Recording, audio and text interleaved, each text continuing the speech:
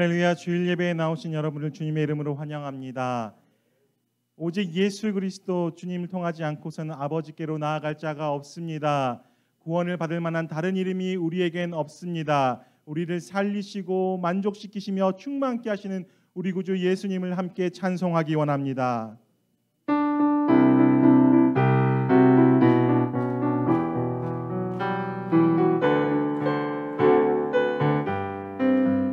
고난 내 영혼 편히 쉴 곳과 풍랑이로도 안전한 복음 목풍까지도 다스리시는 주의 영원한 팔 의지에 주의 영원하신 팔 함께하사 항상 나를 붙드시니 어느 곳에 가든지 요동하지 않음은 주의 팔을 의지함이라. 세상 친구들 나를 버려도 예수 늘 함께 동행함으로 주의 은혜가 충만하리니 주의 영원한 팔 의지에 주의 영원하신 팔 함께하사 항상 나를 붙드시니 어느 곳에 가든지 요동하지 않음은 주의 팔을 의지함이라. 나의 믿음이 연약해져도 미리 예비한 힘을 주시며 위태할 때도 안보하시는 주의 영원한 팔 의지에 주의 영원하신 팔 함께하사 항상 나를 붙드시니 어느 곳에 가든지 요동하지 않음은 주의 팔을 의지함이라. 지 못한 것 주께 없으니 나의 일생을 주께 맡기면 나의 모든 죄 대신 지시는 주의 영원한 팔 의지에 주의 영원하신 팔 함께하사 항상 나를 붙드시니 어느 곳에 가든지 요동하지 않음은 주의 팔을 의지함이라. 무명이어도 공허하지 않은 것은 예수 안에 난 만족함이라. 가난하여도 부족하지 않은 것은 예수 안에 오직 나는 부요함이라. 고난 중에도 견뎌낼 수 있는 것은 주의 계획 믿기 때문이라. 실패하여도 일어설 수 있는 것은 예수 안에 오직 나는 승리함이라. 난 예수로 충만하네. 난 예수로 충만하네. 난 예수로 충만하네. 영원한 왕 내 안에 살아계시네. 내 몸이 약해도 낙심하지 않는 것은 예수 안에 난 완전함이라. 화려한 세상 부럽지 않은 것은 난 예수로 충만함이라. 난 예수로 충만하네. 세상 모든 것들도 부럽지 않네. 난 예수로 충만하네.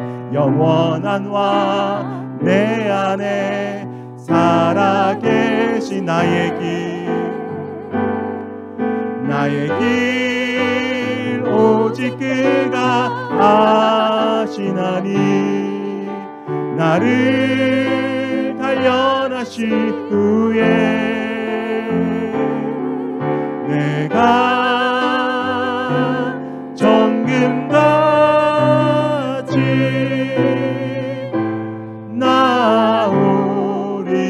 나오리라.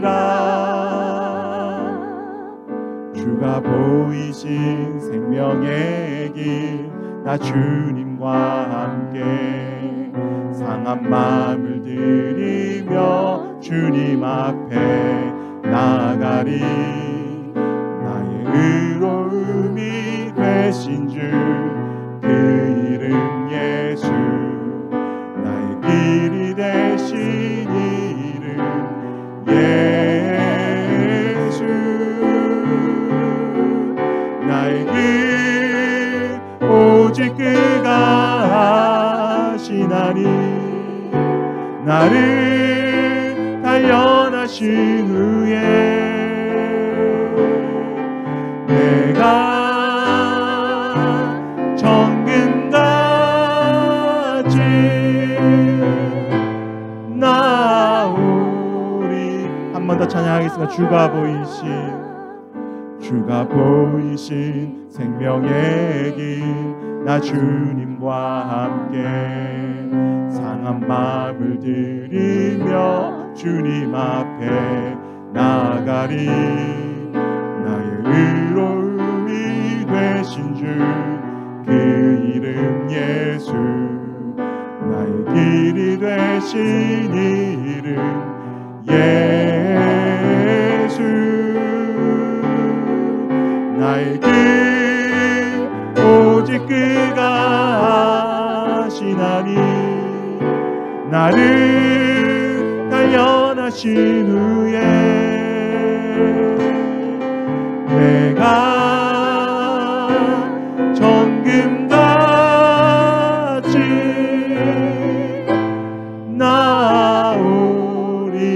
나오리라. 아멘. 이 시간 우리 자녀들을 주의 말씀으로 축복하고 교회 학교로 파송하도록 하겠습니다.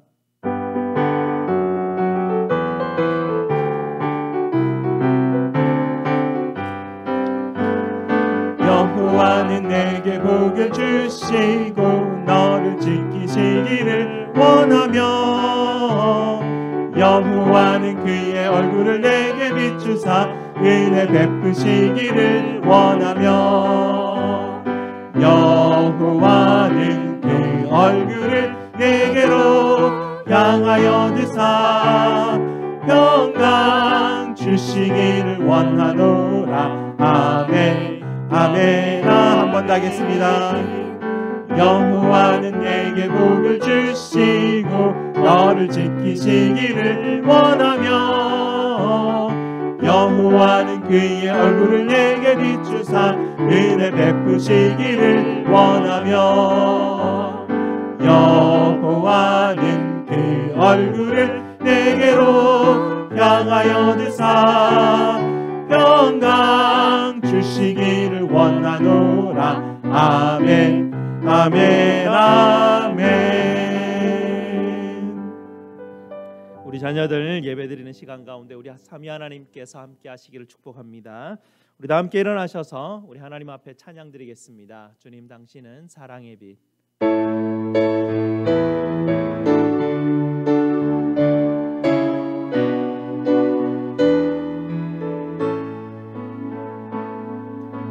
주님 당신은 사랑의 빛 어둠 가운데 비추소서. 세상의 빛 예수를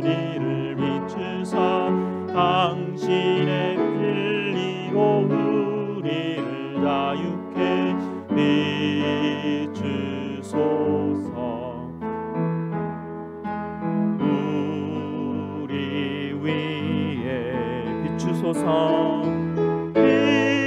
비추소서 주님의 영광 온 땅 위에 부으소서 내게 성령의 불을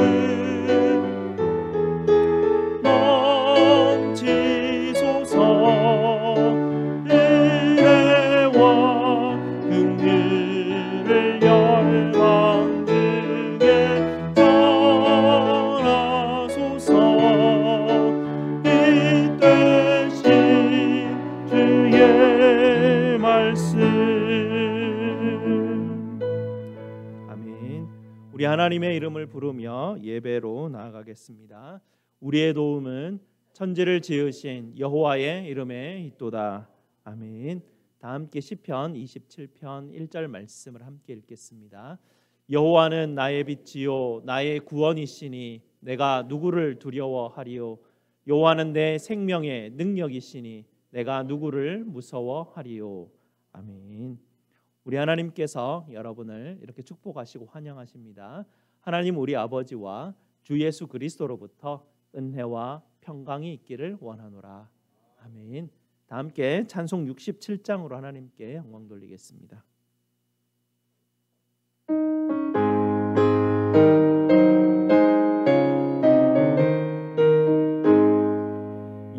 영광의 왕께 다 경배하며 그 크신 사랑 늘 찬송하라.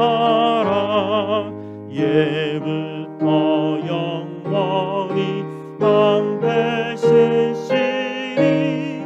그 영광의 주를 다 찬송하라. 능력과 은혜 다 찬송하라.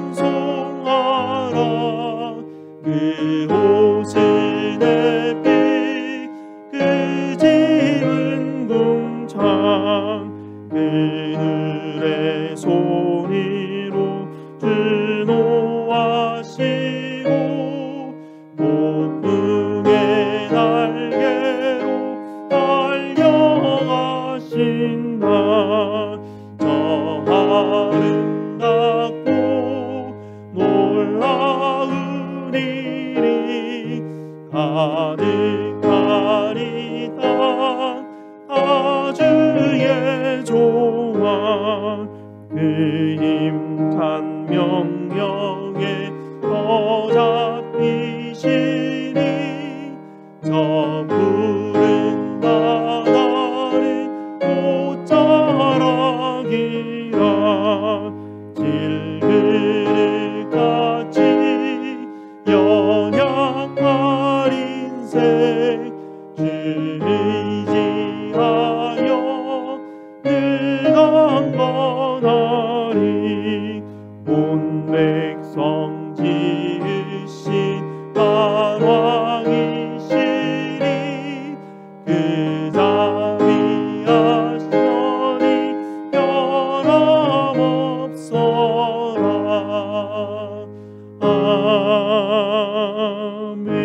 아멘.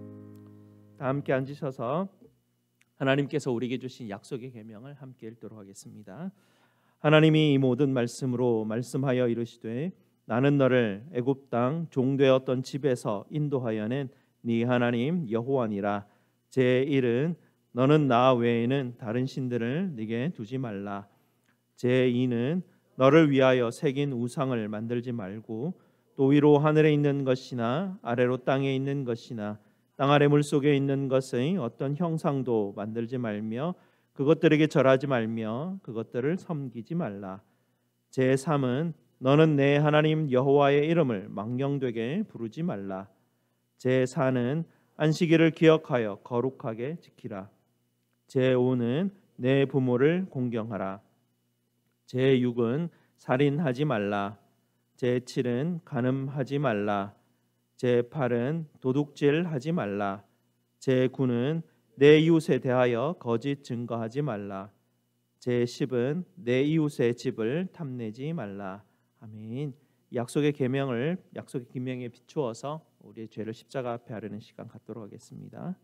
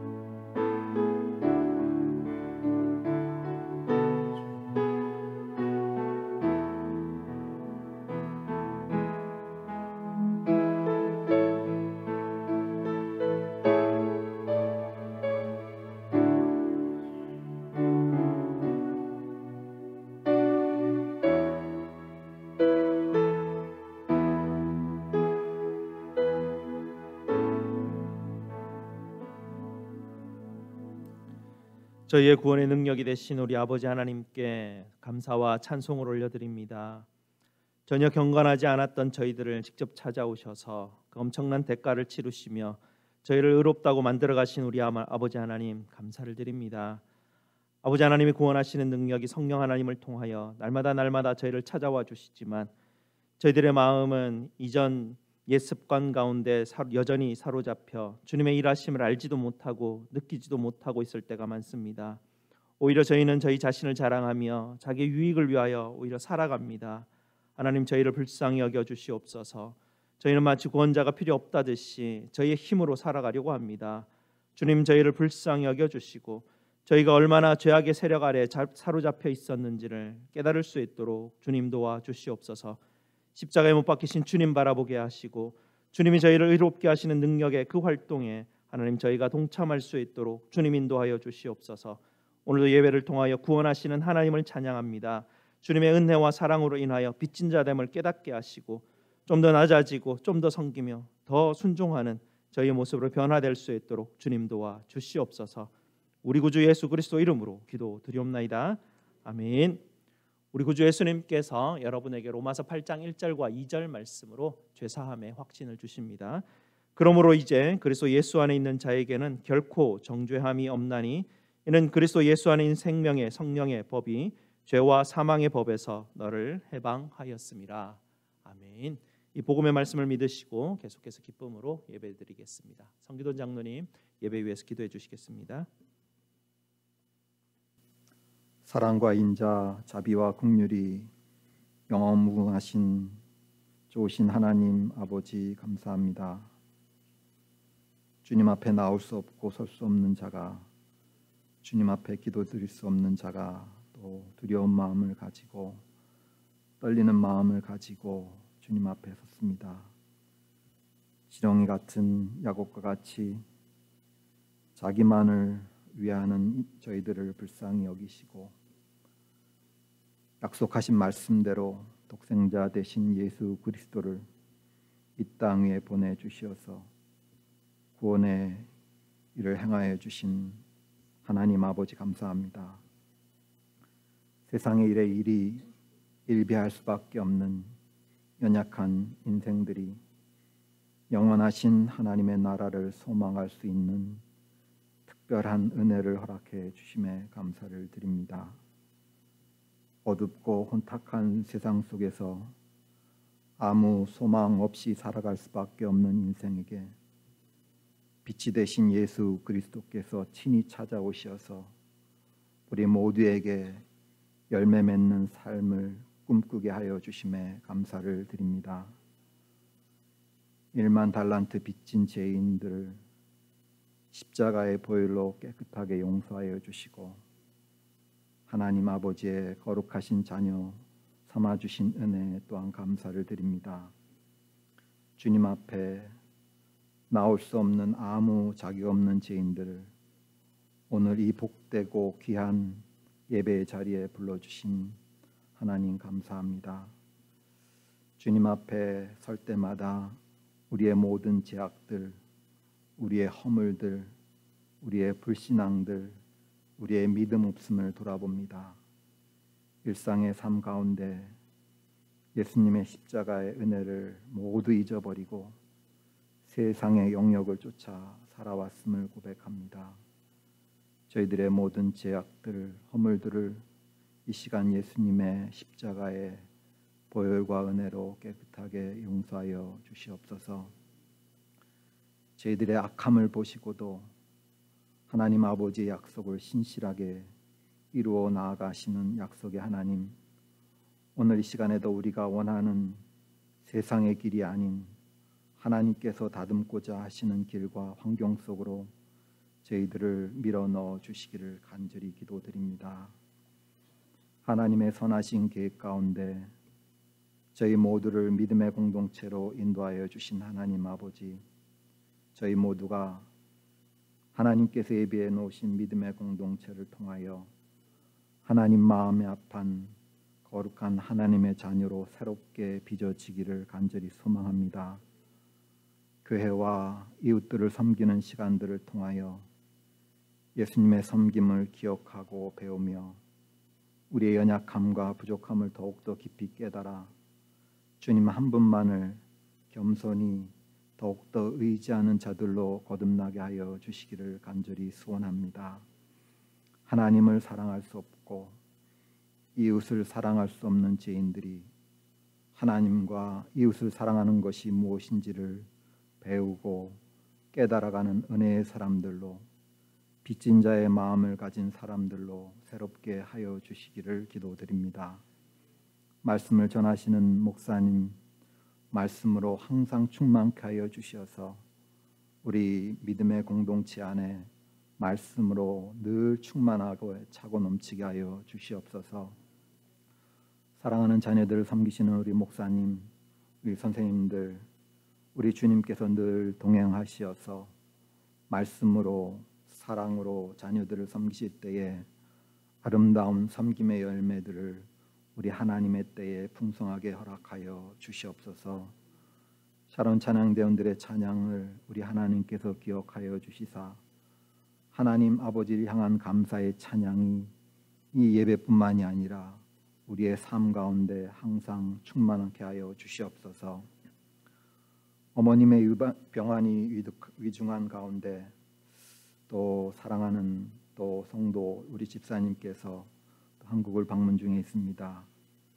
그 사랑하는 집사님과 가족분들의 안타까운 마음을 우리 아신 하나님 아버지, 그들의 간절한 기도에 선하게 응답하여 주시고 우리가 이민의 삶을 살아가며 사랑하는 부모님께 늘 불효하며 살아가는 우리들을 불쌍히 여겨 주시어서 멀리 떨어져 있는 가운데서도 우리가 부모를 공경하고 부모에게 효도할 수 있는 그 길과 환경 가운데 인도하여 주시옵소서.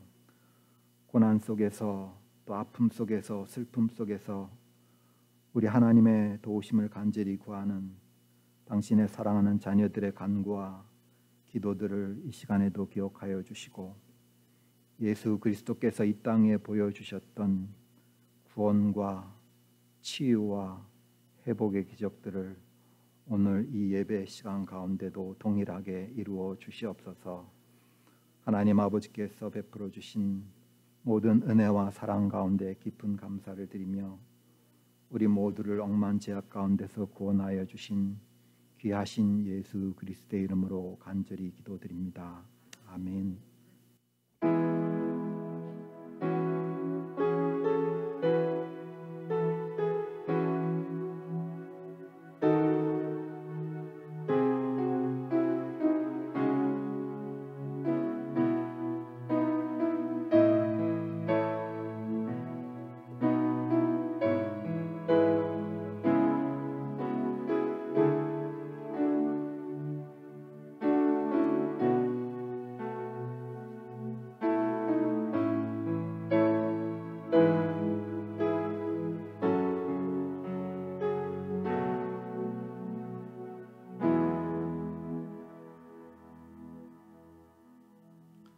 호산나 호산나 제목으로 샤론 찬양대에서 하나님께 영상으로 찬양드리겠습니다.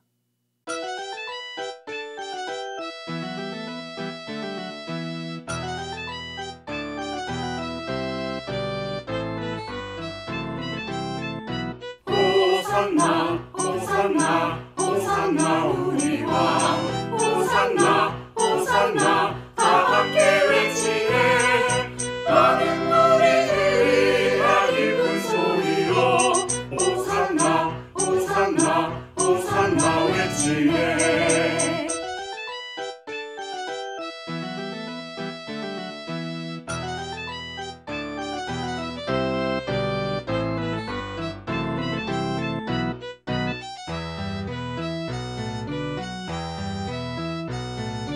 나비 타고 주 예수 오시네 사람들은 옷을 던지네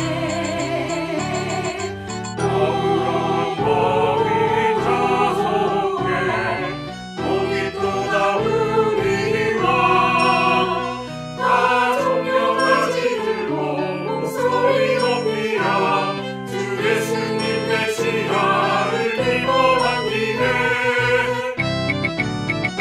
호산나 호산나 호산나 호산나 함께 외치네 많은 무리들이 다 기쁜 소리로 호산나 호산나 호산나 외치네 호산나 호산나 호산나 왕의 왕 호산나 호산나 함께 외치네 많은 무리들이 다 기쁜 소리로 호산나 호산나 호산나 우리가 주 이름 모시니 성축할지어다.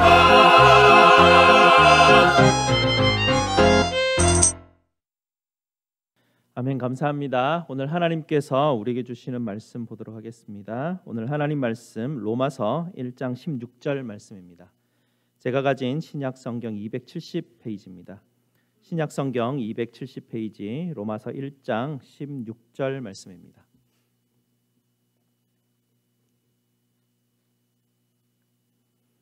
신약 성경 240페이지 로마서 1장 16절 말씀 다 찾으셨으면 함께 읽도록 하겠습니다.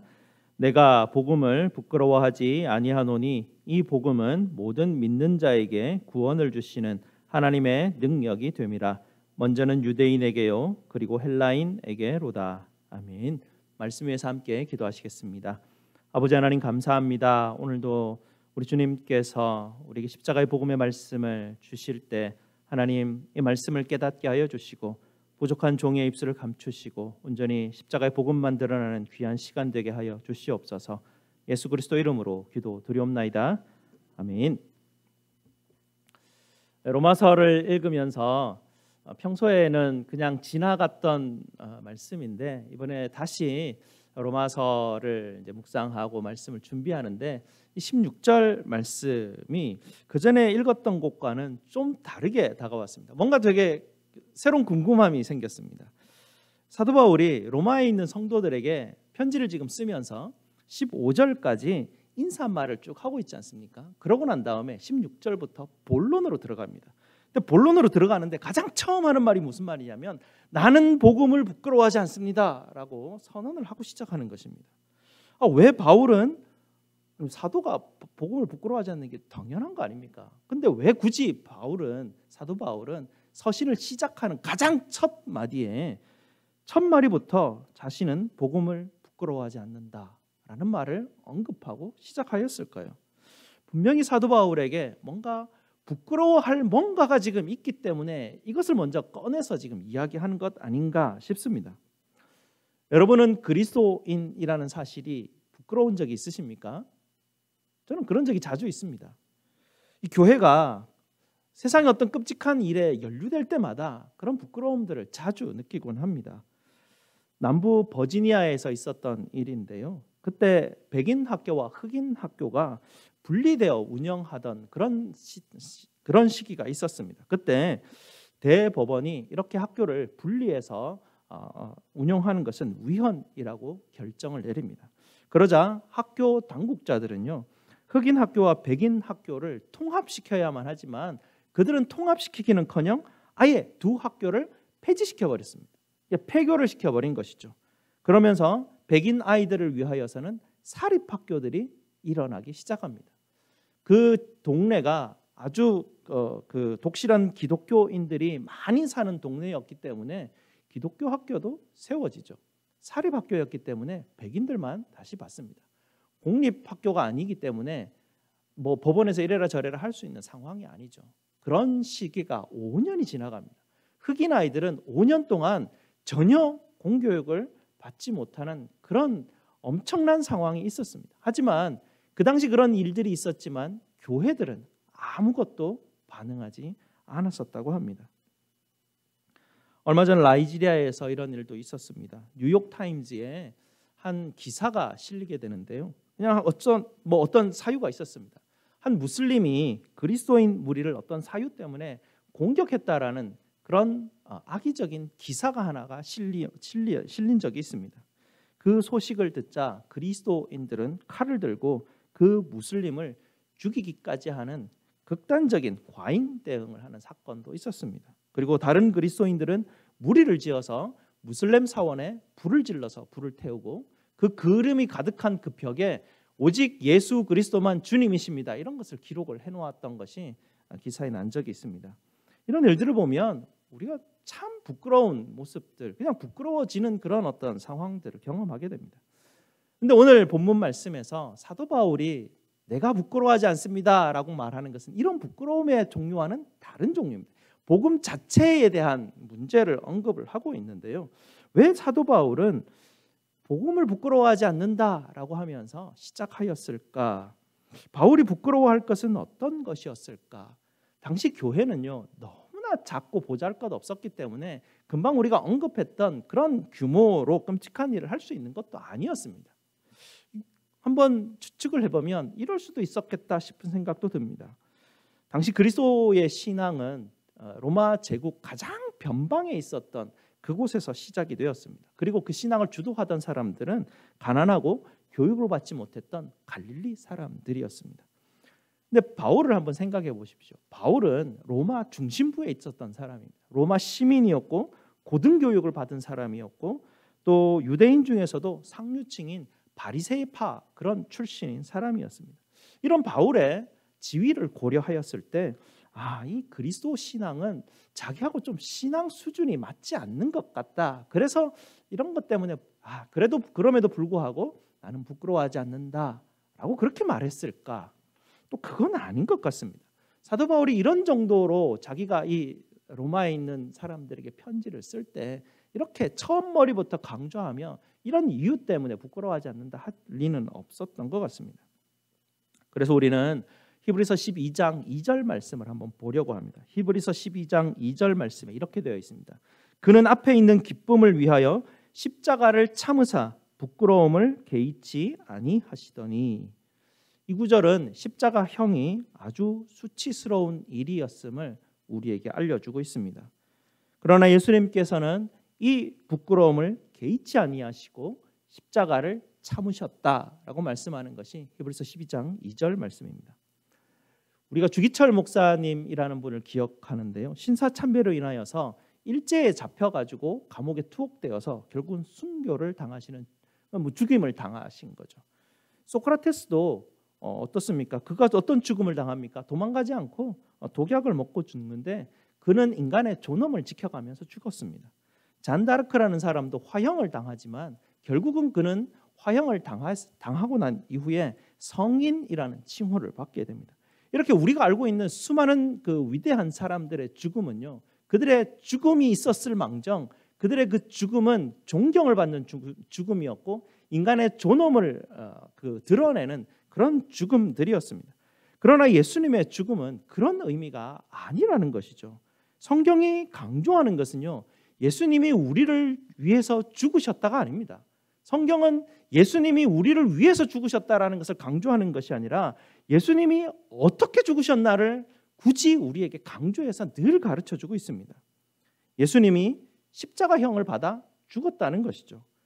예수님의 처형 방식을 굳이 강조하면서 우리에게 가르쳐 주고 있는 것입니다. 예수님이 어떻게 죽었는지가 중요하다라는 것이죠. 예수 믿지 않는 사람들조차 십자가라고 하면 예수님을 떠올릴 정도로 십자가는 예수님과 바로 연결이 되어 있습니다. 로마 시대 수많은 사람들이 십자가형을 받고 죽었지만 오직 예수님만이 십자가형으로 죽으신 것에 중요한 의미가 부여되어 있다라는 것이죠. 십자가형이 처음 고안되었을 때는 아주 잔인한 의도로 이것이 고안이 되었습니다. 나무에 사람의 손과 발을 못을 박아버리면 사람은 자기의 그 몸의 무게 때문에 처지게 되고 그것으로 인해서 고통을 받게 되는 그런 끔찍한 형벌이었습니다. 누구 다른 사람의 타인에 의해서 죽는 게 아니라 자기 스스로의 몸무게에 의해서 어찌할 바를 모르고 자기 스스로가 자기를 죽이고 있는데도 불구하고 인간 본인은 그것을 어찌할 수 없는 손과 발이 다 묶여 있어서 결국은 죽어가고 있는데 죽음의 원인은 자기 스스로라는 것이죠. 굉장히 끔찍한 것이고요. 죽어가면서조차도 자기를 혐오할 수밖에 없는 자기의 몸무게가 견딜 수 없을 만큼 무겁고 조금이라도 움직일 때마다 고통은 더 극심해지고 목말라지는 자기 스스로를 혐오하게 만드는 그런 형벌이었습니다. 그럼에도 불구하고 더 심한 것은 사람을 발가벗겨서 공중의 사람들이 다 보는 것에 매달아 놓았다라는 것이죠. 지금도 중동 지방의 사람들은 사람들 앞에서 공개적으로 자기의 알몸이 드러나는 것은 아주 극심한 수치이고 자기가 삶을 살아가면서 절대로 있어서는 안 되는 그런 일들로 취급하는 것입니다. 그런 극심한 창피를 주는 것. 사람들이 지나가는 사람들이 다 모욕을 합니다. 다 욕을 하면서 돌을 던지면서 지나가죠.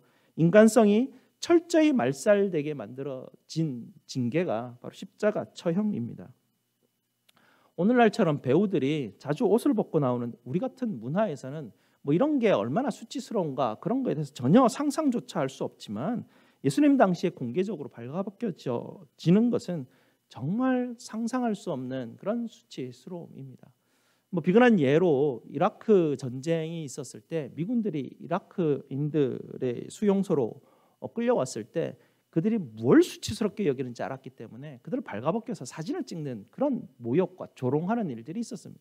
그들은 그것을 정말 치욕스럽게 생각합니다. 인생에서 그런 일이 있었다는 그 하나만으로 평생을 그 마음 가운데 수치스러움을 안고 살아갈 수밖에 없는 것이 그들의 문화죠. 그런 일이 있었습니다.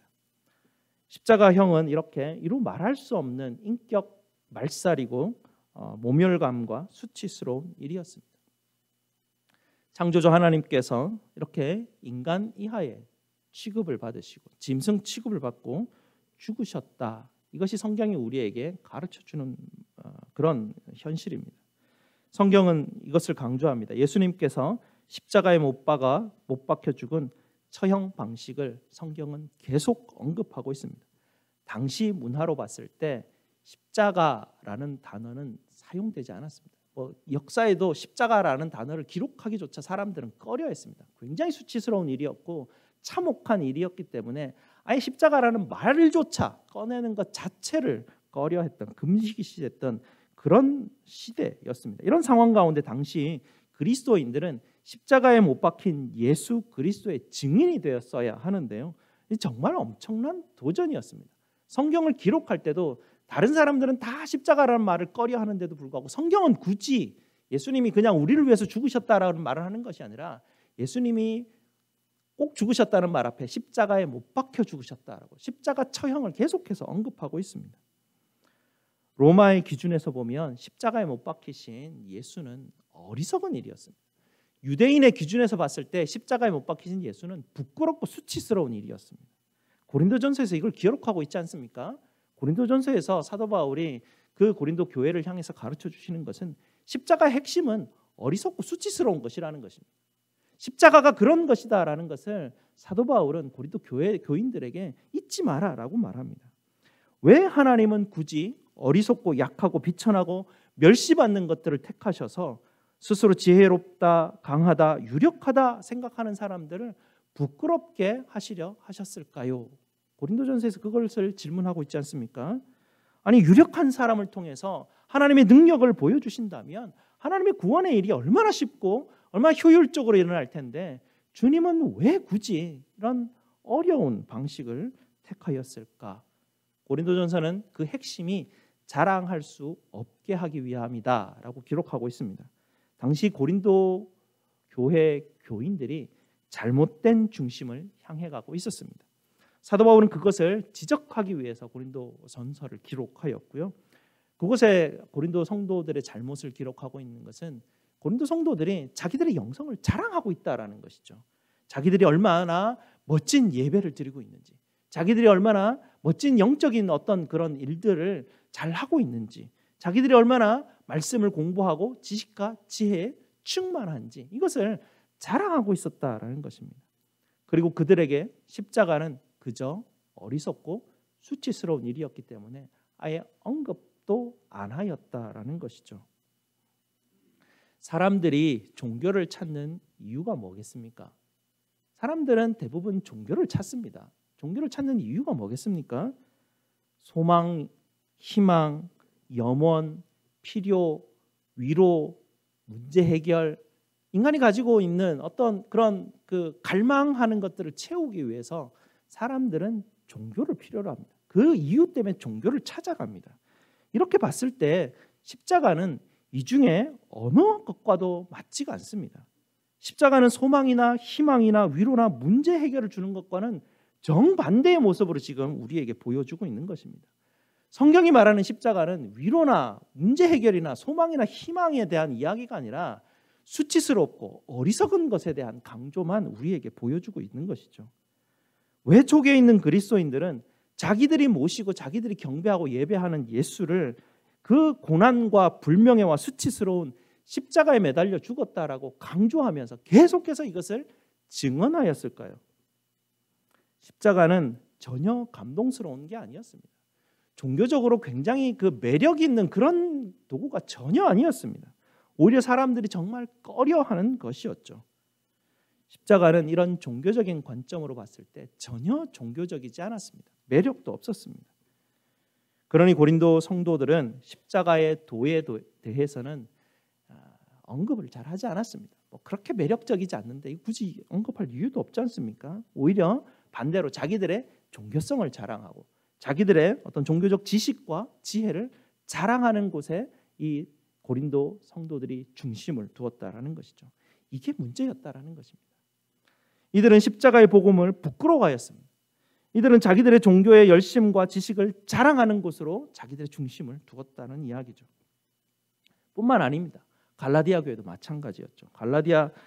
바울 사도가 갈라디아서 3장 1절에 이렇게 기록합니다. 어리석도다 갈라디아 사람들아, 예수 그리스도께서 십자가에 못 박힌 것이 너희 눈앞에 밝히 보이거늘 누가 너희를 꾀더냐. 갈라디아 교회도 마찬가지였죠. 사도 바울의 복음의 핵심은 십자가에 못 박히신 예수 그리스도셨습니다. 그리고 십자가의 특징은 어리석음과 수치스러움이었습니다. 그러나 갈라디아 성도들도 여전히 꾀임에 빠져서 변질되어 십자가에 못 박히신 주님을 자랑하는 것이 아니라 다른 헛된 것을 바라보기 시작하고 율법을 좀 더 지키면 되지 않을까? 뭔가 다른 것에 중심을 둔 것이죠. 역사 이래로 십자가의 중심은, 십자가의 도의 중요성은 계속해서 변질되어 왔습니다.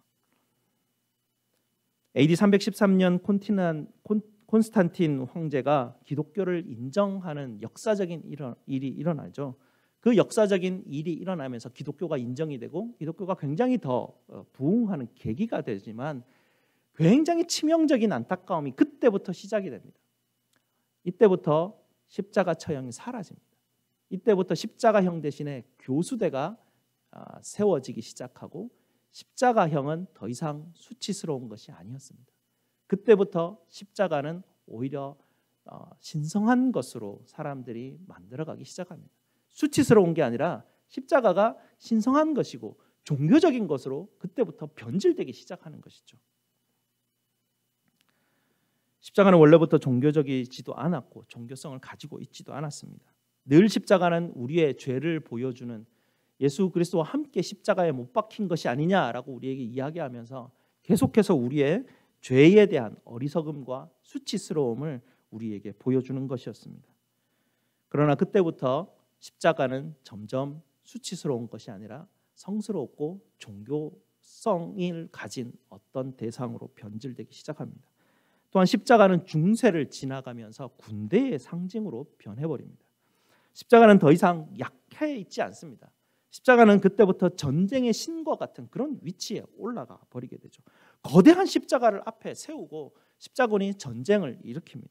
군사들은 그 십자가를 종교적 승리의 상징으로 바라보게 되고 하나님이 이 십자가를 통해서 자기들에게 승리를 주실 것이다 생각을 하게 만들죠. 그렇게 변질이 됩니다. 현대에 와서 십자가는 더 이상 수치스러움이라는 개념 자체가 사라져 있습니다. 우리는 그게 왜 수치스러운지 성경이 그렇게 이야기하고 중동 사람들이 그런 문화들을 가지고 있다 정도로 간접적으로만 들어서 아는 정도지 십자가를 보면서 수치스러움을 막 치욕적으로 이렇게 느끼는 그런 정서 자체가 없어져 버렸습니다. 십자가는 경건을 상징하는 것이고 종교적인 상징으로 지금은 아예 굳어져 있는 상태입니다.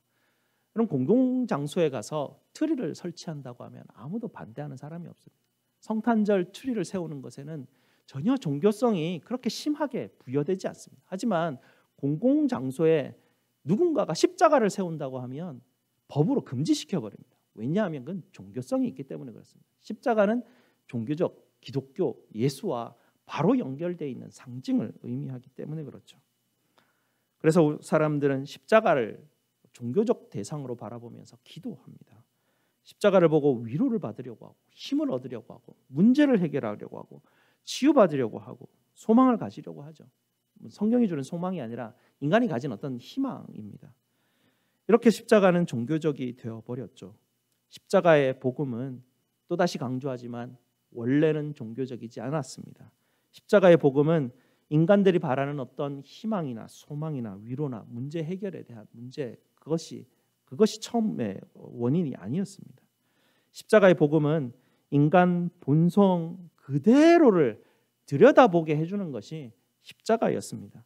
인간의 참혹한 본성을 인간들은 계속해서 숨기고 인간의 본성에 대한 좀 더 긍정적인 방향으로 우리는 인간을 바라보려고 애써 왔지만 십자가는 역사 중심에 서서 인간의 본성이 그런 것이 아니다라는 것을 심각한 현실, 리얼리티를 그대로 보여주시는 것이었지 종교적인 어떤 대상으로 우리에게 주어지지 않았습니다.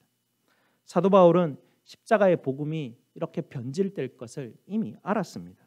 인간의 본성은 십자가를 통해서 자신들의 어리석고 수치스러운 일을 보이는 그것을 절대적으로 부끄러워하고 싫어하였기 때문에 사람들은 십자가를 보면 부끄러워할 것이다 라는 것을 사도 바울은 미리 진작에 알았습니다. 그래서 사도는 이렇게 로마에 있는 성도들에게 복음의 핵심을 전할 때 가장 처음 자신은 십자가의 복음을 부끄러워하지 않습니다. 그건 십자가를 부끄러워하지 않는다라는 게 아니라 십자가에서 드러나게 하는 나를 수치스럽게 만들고 나를 어리석게 만드는 사도 바울이 수치스럽고 어리석은 사람이 아닙니다. 그가 대단한 사람이었습니다. 자랑할 만한 사람이었고 어디에다도 빠지지 않는 사람이었는데 그런 사람이 십자가를 보면서 주님 저는 어리석은 사람이고 수치스러운 사람입니다라고 고백하고 인정하게 만들고 그렇게 인정하는 것에 대해서 부끄러워하지 않는 그런 어떤 사람임을 이 복음이 이 사도 바울이 그런 복음을 가르쳐 주고 있는 것입니다. 사람들은 십자가를 통하여서 내가 그렇게 수치스러운 모습을 드러나는 것을 부끄러워합니다. 그래서 십자가를 종교성의 대상으로 자꾸 변질시켜 버려 왔죠. 사도 바울은 십자가가 지니는 어리석음과 수치스러움을 부끄러워하지 않는다라고 그렇게 강조합니다. 왜냐하면 우리 주님이 그것을 위해서 부끄러움을 개의치 않으시고 십자가를 참으셨기 때문에 그렇습니다. 오늘 본문은 이렇게 말합니다. 이 복음은 모든 믿는 자에게 구원을 주시는 하나님의 능력이 됨이라. 무슨 말입니까? 십자가가 뭔가 우리를 구원할 능력이 있다라는 표현을 하게 되는데요. 이것을 우리가 좀 잘 이해해야 될 부분이 필요가 있는데 사람들은 구원이라는 단어를 생각보다 좋아하지 않습니다. 사람들이 좋아하는 단어는 자기 개발이라는 단어입니다. 자기 개발을 위한 책은 수없이 많이 팔리고 있는 것이 뭐 도서관 가보면 서점에 가보면 자기 개발 도서는 굉장히 많이 나와 있습니다. 하지만 내가 너무나 연약하기 때문에 그냥 일방적으로 구원받아야 되는 존재라고 인정하는 그런 책은 별로 나와 있지 않습니다. 사람들은 구원이 필요하다라는 것 자체를 인정하는 것을 싫어합니다. 특별히 미국인들, 미국 문화 가운데 있는 우리는 더 그렇죠. 우리가 미국에 와서 이민 생활이 힘들었지만 나름대로 열심히 해서 성취를 이루어서 잘 정착해서 살아가고 있지 않습니까? 그러니 다만 내게 좀 더 경건하고 좀 더 나은 삶을 위해서 우리는 종교를 갖기를 원합니다. 종교를 통해서 내가 조금만 도움을 받을 수 있다면 내가 지금까지 이뤄놓은 것을 좀 더 개선할 수도 있겠고 좀 더 잘 살 수도 있겠고 정서적으로 영적으로 좀 더 건강할 수 있기 때문에 종교를 우리는 종교 생활을 하려고 하게 되죠. 니고데모가 그렇지 않았습니까? 니고데모 유력한 사람이었습니다. 그는 구원이 그렇게 그닥 필요한 사람은 아니었습니다. 근데 예수님이라는 분의 소식을 들어보니까 자기가 알지 못하는 뭔가 영적인 한 단계 위의 것을 아시는 것 같거든요. 근데 직접 찾아가서 물으려니까 그냥 좀 수치스럽고 다른 사람이 보면 안 된다 싶으니까 밤에 몰래 가서 주님 뭔가 영적 지식 한 단계 위의 것이 있다면 나에게 좀 나눠주십시오 하고 찾아가는 건 아닙니까? 주님이 그때 이야기하시는 것이 네가 거듭나지 않으면 안 된다라는 얘기를 그때 하시는데 그건 무슨 말인지도 이해를 못하는 그런 상황이 니고데모의 상황이 그 상황이 우리의 상황 아니겠습니까? 우리도 니고데모처럼 그런 대로 괜찮다고 생각하고 삶을 살아갑니다. 이 교회 와서 설교를 듣고 성경을 말씀을 읽으면 내가 지금 사는 것보다 좀 더 개선된 삶을 살아갈 수 있지 않을까라는 생각, 좀 더 잘 살 수 있지 않을까라는 기대, 종교적 어떤 기대와 소망과 희망을 가지고 우리는 종교 생활을 하게 되죠. 우리는 뭔가 종교의 도움을 받으면 좀 더 나아질 거라라는 인간에 대한 기대, 이 인간에 대한 기대는 조금 전에도 말씀드렸듯이 인간의 본성은 자기 수치심을 드러내는 것을 지극히 싫어합니다. 그래서 우리는 인간 자신에 대한 본성을 굉장히 낙관적으로 자꾸 생각하려고 합니다. 근데 그러지 못하는 사건들이 너무나 많았습니다. 우리가 20세기를 지나오면서 21세기를 지나가면서 역사와 우리 주변에 일어나는 상황들을 봤을 때 인간의 본성이 어디까지 극악해질 수 있는지 그 한계점이 어딘지 상상하지 못할 정도로 우리는 그런 경험들을 보고 계속해서 경험하고 지금도 보고 있습니다. 산업혁명을 지나가면서 어린아이들을 착취하는 것이 아무렇지도 않게 여겨지게 되고 식민지를 만들어서 착취하고 노예를 만들어서 착취하고 죽이고 자기 나라를 위해서는 전쟁을 일으키기도 아주 쉽게 그런 결정들을 하게 되고 수많은 사람들을 학살을 해도 전혀 죄책감도 느끼지 않고 민족이 다른 작은 민족을 몰살시키고 진멸시키는 그런 일들이 뭐 계속해서 일어나고 있고 이데올로기 때문에 다른 사람들을 학살하는 것에 대해서 전혀 죄책감을 느끼지 않고 우리가 세상을 변혁시키기 위해서는 정당하다라고 그렇게 외칠 정도로까지 끔찍한 일들을 20세기, 21세기를 걸치면서 별로 얼마 되지 않은 그런 시기 속에서 이 모든 일들이 다 일어난 거 아니겠습니까? 인간의 존재 본성에 몇 가지 조건만 주어지게 되면 인간은 순식간에 아무렇지도 않게 끔찍한 일을 벌일 수 있는 것이 인간 존재의 본 모습 아니겠습니까? 얼마 전까지만 해도 미국 남부에서 백인들이 아무렇지도 않게 흑인들을 잔혹하게 대하고 심지어 죽이는 것 아무렇지도 않게 여겼습니다. 최근에 들어와서 기후 위기를 맞으면서 우리 후손들의 삶이 치명적인 위협이 있을 것을 뻔히 눈앞에 보고 있는데도 불구하고 인간의 욕망을 봤을 때는 뭐 해결할 희망조차 우리는 품지 못하고 사람들 대부분이 아마 이거는 해결하지 못할 가능성이 많겠다라고 말하는 것이 우리 인간의 본성을 보니 그렇다는 이야기 아닙니까? 최근에 챗GPT라는 AI가 나오면서 상상할 수 없는 인간의 욕망이 어디까지 가야 되는지도 정말 지금 일어나고 현실에 일어나고 있는 일인데 그것도 어디까지 갈지 알지를 못합니다. 우리는 다 일을 잘하고 싶어하죠. 좋은 결과를 내고 싶어하니까 AI의 도움을 받게 되는데 사실은 그 AI가 뭘 하는지도 알지 못하는 연구하는 사람들도 그 AI가 어디까지 가는지 자기들도 모른대요. 뭘 어떻게 하는지 계산조차 할 수 없는 그런 일들을 인간이 욕망 때문에 통제도 안 되는 일들을 버리고 있는 거 아니겠습니까? 인간의 본성은 조금만 손보면 괜찮아지는 그런 정도의 정도가 아닙니다. 우리에게 필요한 것은 완전히 새로운 인간성이죠. 아담이 이 세상 가운데 악한 세력을 끌고 들어온 장본인 아닙니까? 그 후에 인간은 죄와 사망의 권세, 세력에게 장악당하며 그렇게 살아왔습니다. 그러니 그 세력의 조정에 의해서 인간은 어떤 조건만 주어지면 극악한 악한 그런 일들을 벌이기에 서슴지 않는 것이 우리 인간이 죄악의 세력에 장악당한 이후에 일어난 일들입니다. 이 죄와 사망의 세력은 세상을 응보라는 법의 체계로 세워가고 질서를 만들어가고 있습니다. 이 응보의 정의의 체계는 이런 정의의 질서의 체계는 이렇습니다. 죄를 지었으면 그 응당의 대가를 치러야 되는 것이 세상의 응보라는 정의 체계이죠. 정죄당하고 심판하여서 처형하는 법입니다. 이런 법 체계는 재판을 받아 죽게 할 수 있는 그런 법이죠.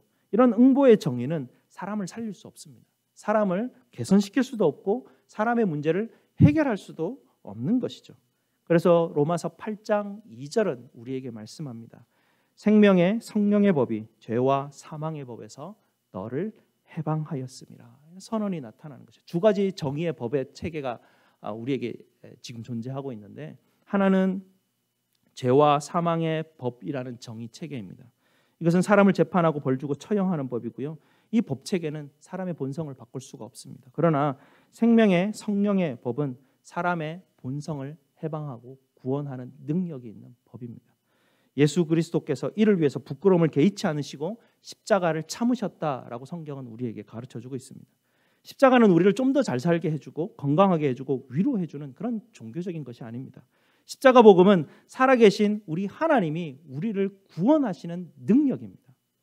그래서 예수 안에 있는 생명의 성령의 법이 죄와 사망의 법에서 해방하는 구원의 능력이 되는 것이죠. 알코올 중독자 모임인 AAA 모임에 가면 이렇게 권면을 합니다. 알코올 중독 중에서 회복 중인 사람이 새롭게 되는 길은, 새롭게 되기 위해서 가장 먼저 해야 할 일은 자기 스스로가 알코올 중독자임을 밝히는 일입니다. 우리는 그게 뭐라고 생각하지만 알코올 중독자라는 것을 자기가 인정하는 것은 굉장히 수치스러운 일입니다. 자기가 그런 사람이라는 것을 지금 인정하게 되는 것이죠. 수치스럽고 어리석은 사람이라는 것이죠. 그걸 인정하였을 때 그때부터 그는 사람이 바뀔 수 있게 새롭게 될 수 있다라는 것입니다. 이렇게 새롭게 되기 위해서 이 과정에서 부끄러워하지 않아야 된다라고 알코올 중독자 모임은 가르치게 됩니다. 비슷한 과정이 있는데요. 복음의 핵심은 십자가에 못 박히신 예수님을 보면서 우리 인간의 본성이 끔찍하다라는 것을 인정하라고 합니다. 내 본성이 죄에 사로잡혀 있고 어리석고 수치스러운 상태에 있다. 그러니 나는 반드시 구원이 필요하다. 구원이 없으면, 구원자가 없으면 나는 죄와 사망의 세력의 법 그 안에서, 그 법 체계 아래서 결국은 나는 살 수 없고 그곳에서 죽을 수밖에 없다라는 것을 인정하라는 것이죠. 그래서 죄와 사망의 법에서 벗어나서 생명의 성령의 법이 나는 필요합니다라고 인정하라라는 것입니다. 그걸 인정하는 것을 부끄러워하지 말라라는 것이죠. 사도 바울이 우리에게 말합니다. 사도 바울은 자기 스스로, 우리에게 자기 스스로가 이렇다는 이야기를 하는데요. 나는 예수님과 함께 십자가에 달리고 어리석고 수치스러운 사람을 인정합니다. 그 인정하는 데 있어서 나는 조금도 부끄러워하지 않습니다라는 이야기를 로마서 가장 처음 시작할 때 우리에게 선언을 하고 시작합니다. 이 이야기를 지금 하고 싶어 하는 것이죠. 사도는 십자가에 달리는 것을 부끄러워하지 않는다고 합니다. 그는 죄인 중에 괴수라라고 그렇게 말합니다. 그가 십자가에 날마다 못 박힌다라고 말합니다. 그는 유력한 사람이었습니다. 그런 말을 하는 것은 굉장히 수치스럽고 부끄럽고 어리석은 일이었지만 사도 바울은 바로 예수 그리스도와 함께 나는 십자가에 못 박힌 사람입니다라고 말하는 것에 전혀 수치스럽지 않다라고 이야기하고 있습니다. 자신이 어리석고 수치스러운 존재이니 구원이 필요한 사람이라고 인정하는 것은 종교적인 것이 아닙니다. 현실이고 리얼리티입니다. 가장 현실적인 일이고 인간의 본성을 가장 정확하게 깨닫고 파악하는 일입니다. 구원자가 필요하다라는 것을 인정하는데 부끄러워하지 마시기 바랍니다. 예수님이 구원하시는 하나님의 능력 되십니다. 예수님이 구원자이시고 우리의 구세주이십니다. 우리 안에 오셔서 우리는 그렇게 기도합니다. 주님, 우리 안에 오셔서 저의 돌과 같은 이 죄와 사망의 세력 안에 붙잡혀 있던 이 세력을 주님 제거해 주시고 생명의 성령의 법이 다스리는 새로운 본성으로, 새 사람으로 주님 나를 바꾸어 주십시오라고 우리는 기도하게 되죠. 주님, 내 안에 정한 마음을 창조하시고 내 안에 정직한 영을 새롭게 하시고 주의 구원의 즐거움을 내게 회복시켜 주시옵소서. 자원하는 심령을 주사 나를 붙들어 주시옵소서라고 우리는 기도하게 되는 것입니다. 사도 바울뿐만 아니라 다윗이 이런 기도를 한 것입니다. 손영원 목사님의 두 아들이 여순 반란 사건에서 그 좌익 세력에 의해서 죽임을 당한 유명한 사건이 있지 않습니까? 그랬을 때 그 손영원 목사님이 그 두 아들을 죽인 그 사람을 양아들로 삼습니다.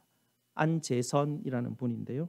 이분이 손영원 목사님의 양아들이 되면서 신학 공부를 하게 되고 안재선 씨의 아들 중에 한 분은 목사님이 되셔서 지금도 목회를 하고 계신다고 합니다.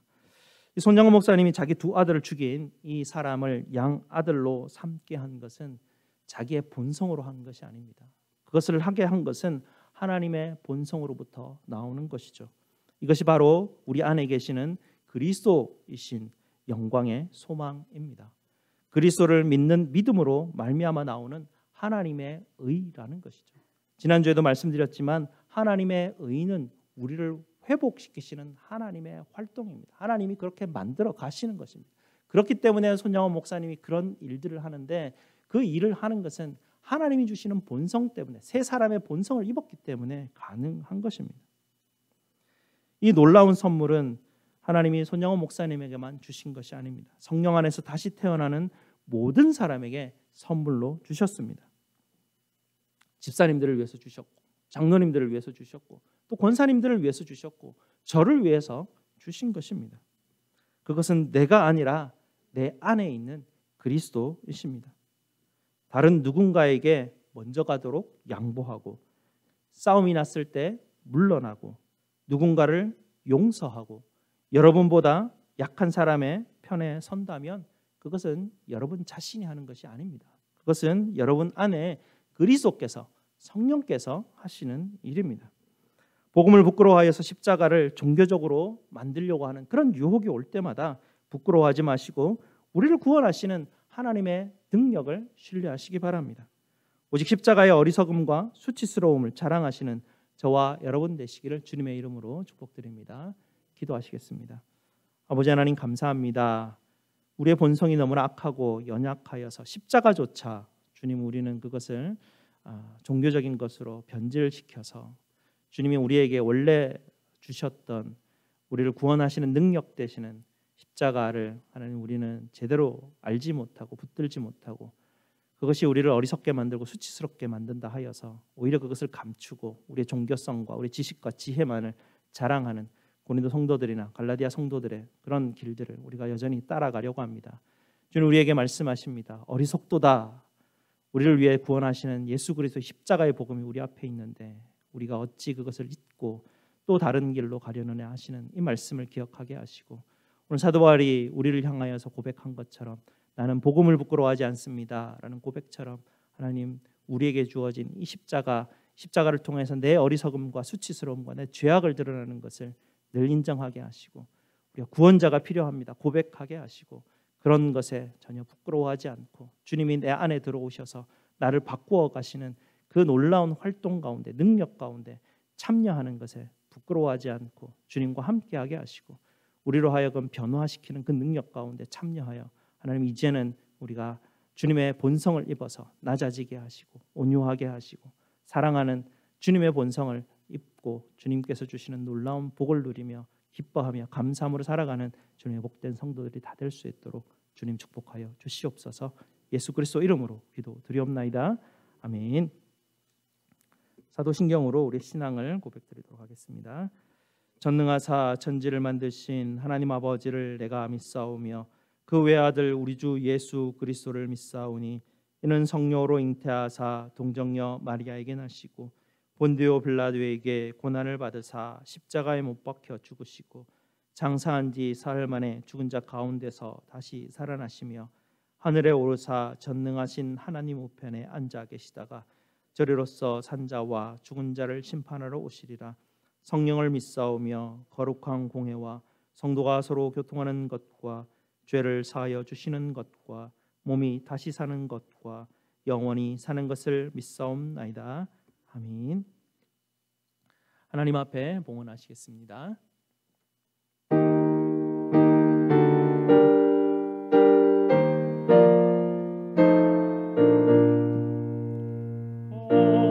거룩한 주님께 예배를 드리세. 무릎을 꿇고서 영광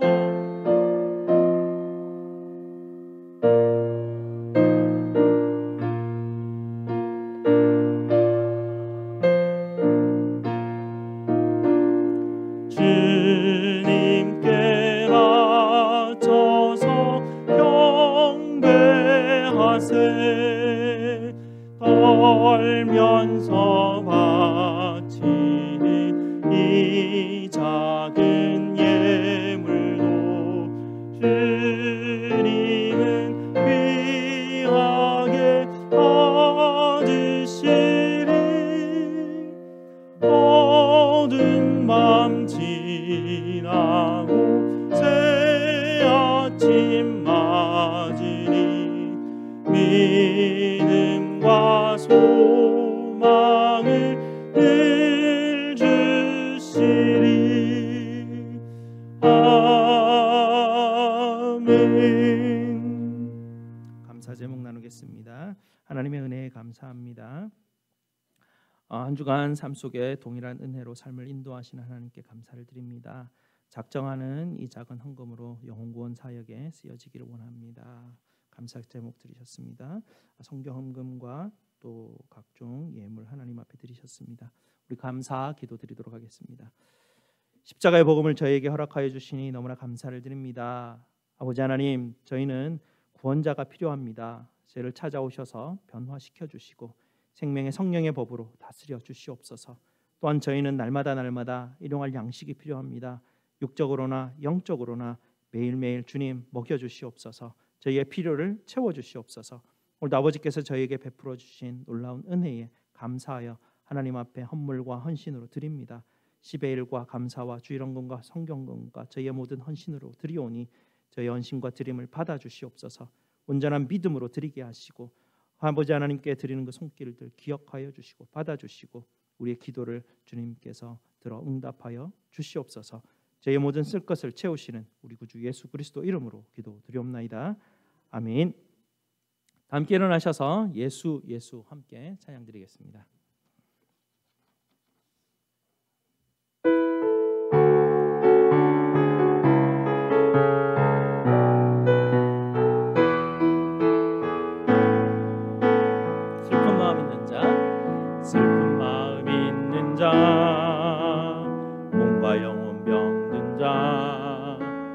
누구든지 부르시오.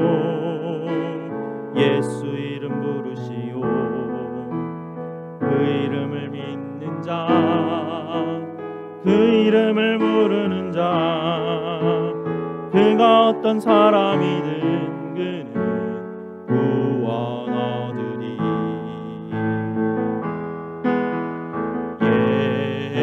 예수 오 능력의 그 이름 예수 나 외쳐 부르네.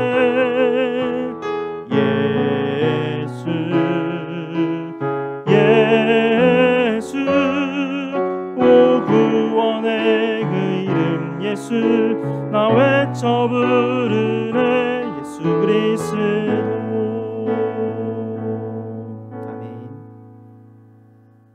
하나님의 복을 선포하도록 하겠습니다.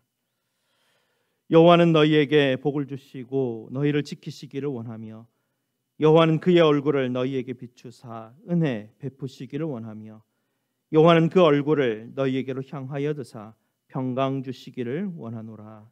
아멘.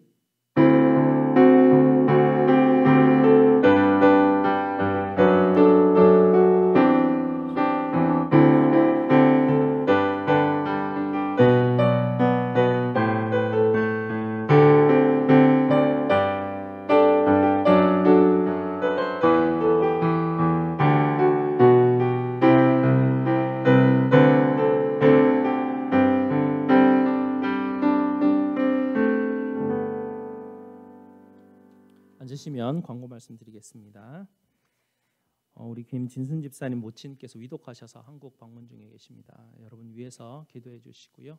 또 오늘 우리 박종순 권사님께서 시어머니 그 장례 잘 마침에 감사하여서 식사 대접을 하십니다. 감사합니다. 그리고 오늘로 예정되었던 그 체육대회는 아쉽지만 다음으로 연기했으면 좋겠습니다. 그리고 다음 주에 재직회 있습니다. 여러분께서 기억해 주시고요. 이번 주간에 또 저희 당회로도 모이겠습니다. 그 선교를 위해서 나오미회에서 김치 주문을 받습니다. 4월 2일까지죠. 2일까지 주문을 받습니다. 여러분께서 같이 협력해 주시기 바랍니다. 다 함께 일어나셔서 함께 축복하겠습니다.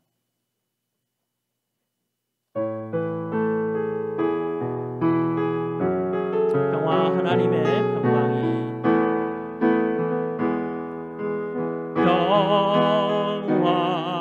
하나님의 평강이 당신의 삶에 넘쳐나기를 평화 하나님의 평강이 당신의 삶에 가득하기를 축복합니다.